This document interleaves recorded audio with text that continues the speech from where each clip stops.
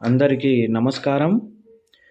ఈ వీడియోలో మీకు ఫోటో ద్వారా వశీకరణం ఏ విధంగా చేసుకోవాలి అనేది ఈ వీడియోలో మీకు వివరించడం జరుగుతుంది.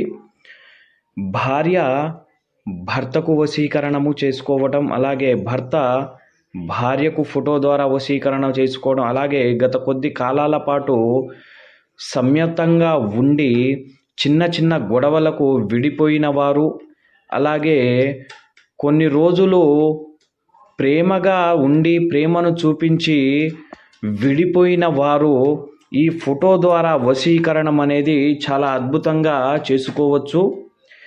ఈ వశీకరణానికి ఈ మంత్రము దాత్రిదేవే నమస్తుభ్యం సర్వపాపక్షయంకరే పుత్రాందేహి మహాప్రాజ్ఞే యశోదేవి బలమచే ప్రజ్ఞాం వేదాంచ సౌభాగ్యం విష్ణుభక్తించ శాశ్వతం నిరోగ కుర్మం నిత్యం నిశ్చాచ కురు సర్వదా.